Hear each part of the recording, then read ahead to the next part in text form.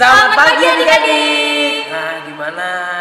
Masih semangat buat ibadah sekolah minggu nggak? Masih Tentunya dong. masih semangat dong. Tapi walaupun kita ibadah sekolah minggunya di rumah, kita mesti ibadah dalam sikap yang baik, duduk yang rapi, pakaian-pakaian yang rapi. Pokoknya seperti ibadah biasa. Nah, sebelum kita memulai ibadah kita mau nyanyi lagu dulu. Apakah Deborah? Kita mau nyanyi lagu Apinya Berkobar Dalam Hatiku. Apinya berkobar dalam hatiku, puji karena Yesus yang memberi. Biarkan jiwaku tak terluka, darahnya basuh diriku bersih. Apinya dalam jiwaku, senang mulia pada Tuhanku. Haleluya, bergema Yesus hadir. Apinya berkobar dalam hatiku.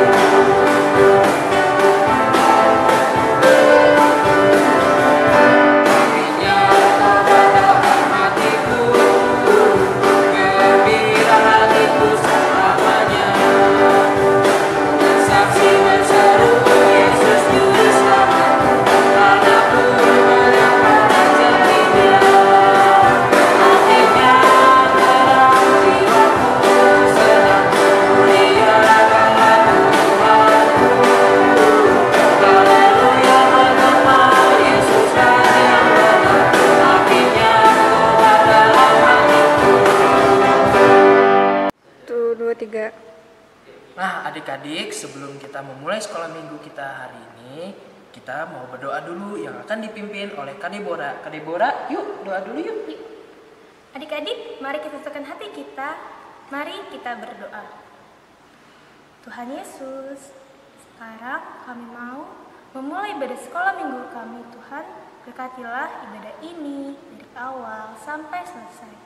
Berikan kami fokus Tuhan, agar kami bisa mendalami ibadah ini dengan baik. Terima kasih Tuhan. Amin. Nah adik-adik, sekarang kita mau mengikarkan mars sekolah minggu kita. Yuk kita sama-sama nyanyikan lagu Aku Anak Sekolah Minggu.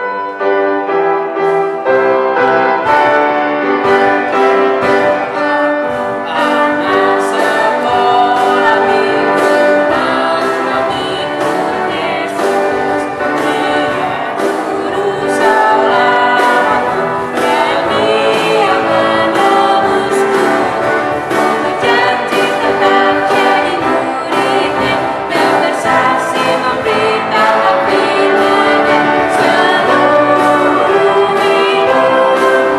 Bapa dan Karya persembahkan kepadanya. Untuk merenungi dosa dan kesalahan kita kepada Tuhan, mari sama-sama kita nyanyikan lagu Amazing Grace.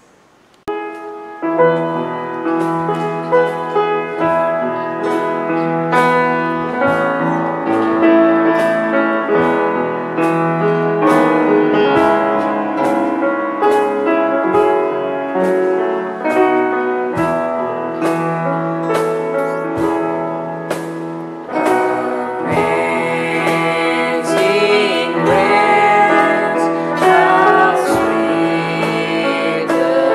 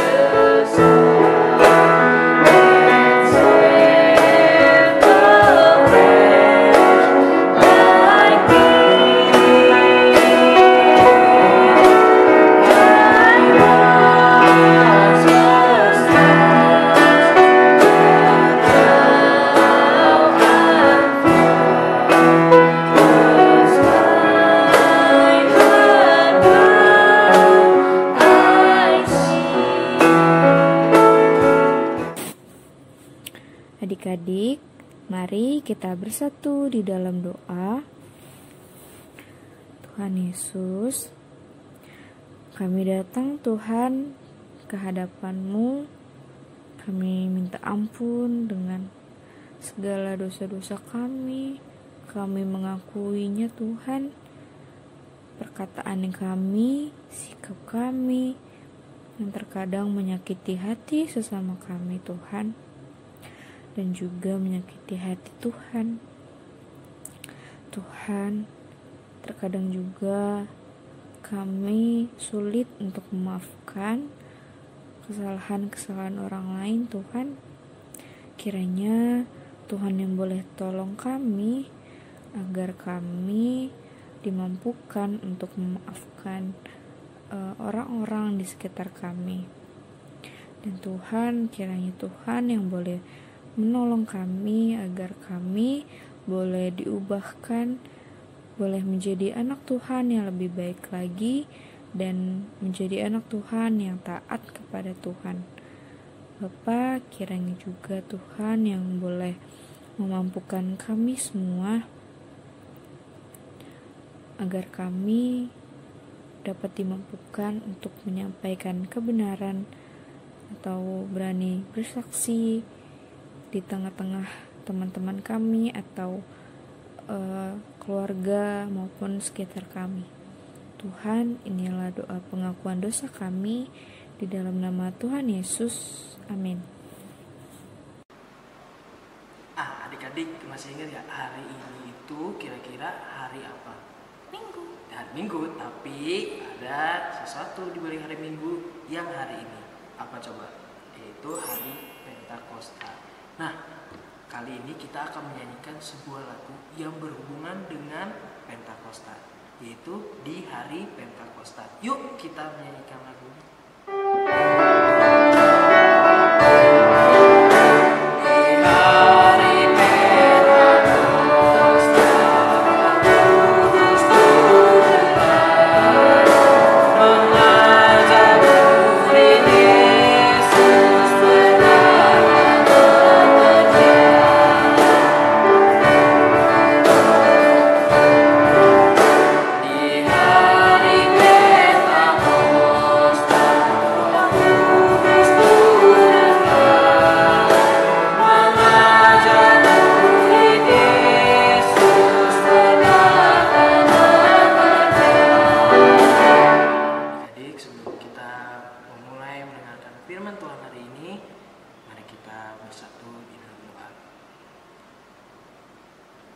Yesus, sebentar lagi kami akan mendengarkan firman-Mu.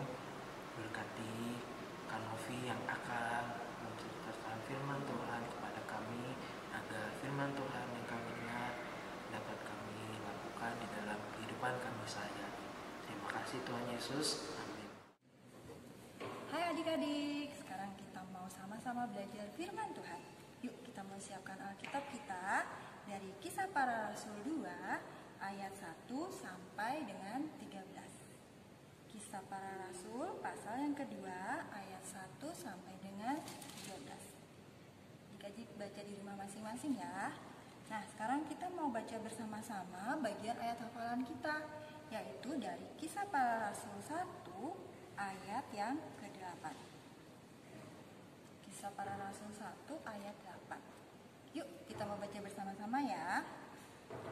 Tetapi kamu akan menerima kuasa kalau Roh Kudus turun ke atas kamu, dan kamu akan menjadi saksiku di Yerusalem dan di seluruh Yudea dan Samaria dan sampai ke ujung bumi.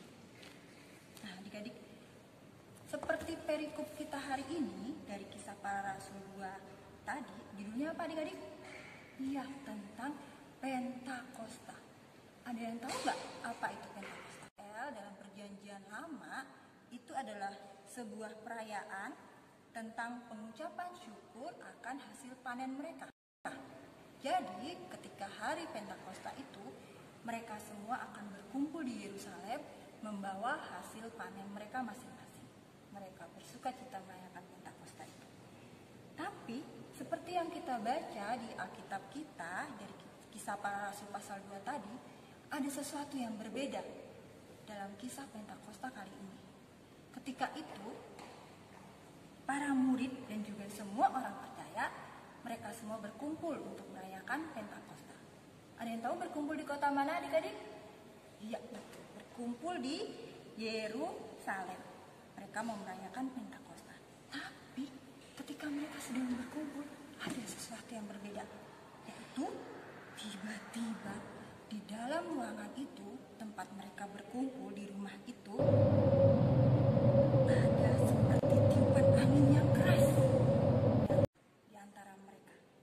Dan selain itu juga tampak seperti lidah-lidah nyala api yang hinggap di atas mereka.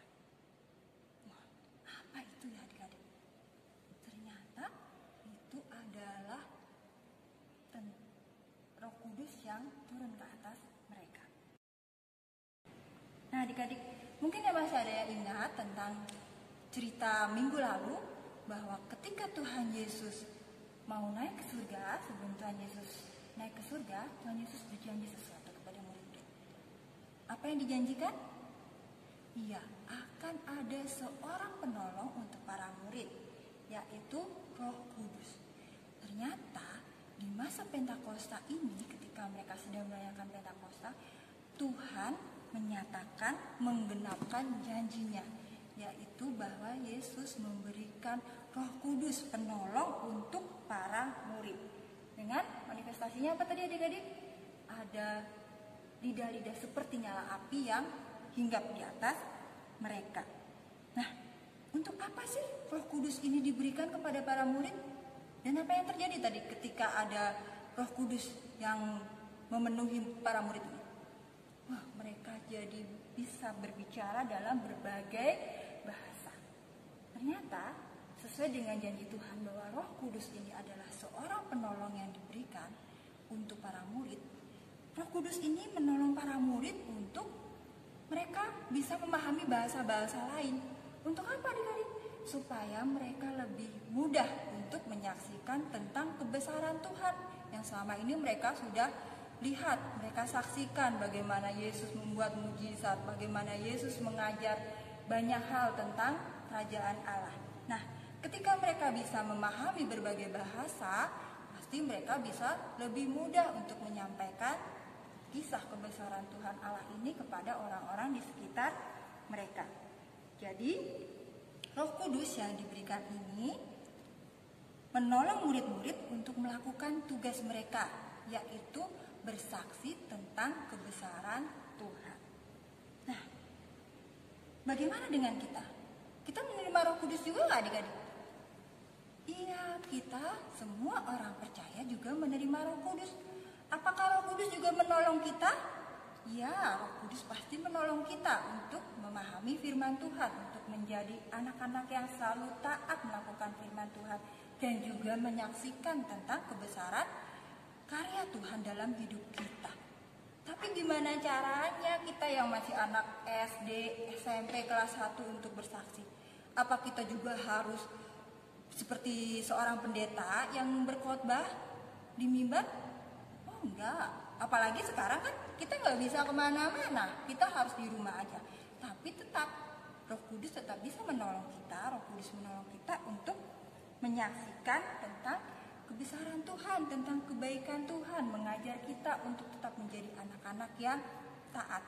Caranya apa? Mungkin kita bisa menolong orang lain dengan mengumpulkan sesuatu, apa yang bisa kita tolong. Kita mungkin bisa saling diskusi dengan teman-teman melalui WA. Aku punya loh mainan-mainannya nggak kepake, yuk kita mau kumpulin, kita kasih ke teman-teman mungkin yang ada di panti asuhan biar mereka nggak bosan, karena mereka juga nggak bisa kemana-mana kan, mungkin mereka ingin punya mainan baru. Atau selain itu kita juga diajarkan, ditolong oleh Roh Kudus untuk tetap menjadi saksi Kristus yang menjadi anak-anak yang selalu taat pada firman Tuhan. Caranya apa? Dengan di rumah aja. Nah, adik-adik pasti di sekolahnya dari rumah saja kan, nggak datang ke sekolah. Tapi walaupun di rumah ada tugas-tugas yang harus dikerjakan kan. Nah, sebagai anak-anak yang mau menyaksikan tentang kebaikan Tuhan, tentang anak-anak yang taat kepada Tuhan, kita mau mengerjakan tugas itu tidak terlambat, tidak malas-malasan, dan tetap mengerjakan dengan baik. Selain itu, Roh Kudus juga menolong kita untuk tetap rajin dan taat membaca firman Tuhan. Sama seperti tadi lagu yang kita nyanyikan kan, bahwa Roh Kudus menolong para murid untuk bersaksi dan bekerja. Roh Kudus juga menolong kita untuk bersaksi dan bekerja menjadi anak-anak yang selalu taat pada firman Tuhan. Nah, selamat menjadi anak-anak yang selalu taat pada perintah Tuhan dan bersaksi tentang kebesaran Tuhan dalam hidup kita.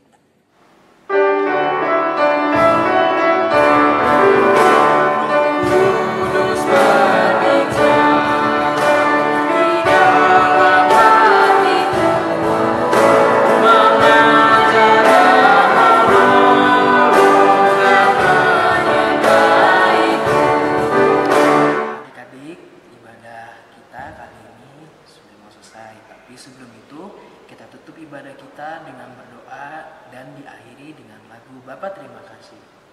Yuk, mari kita berdoa. Tuhan Yesus, terima kasih Engkau telah berkati ibadah ini dari awal sampai akhir. Dan berkatilah juga kami Tuhan, agar kami berani untuk bersaksi bagimu. Dan jagailah kami selalu, agar kami selalu sehat di dalam perlindungan-Mu. Inilah doa kami Bapa. Terima kasih. Haleluya. Amin. Bapa, terima kasih. Bapa,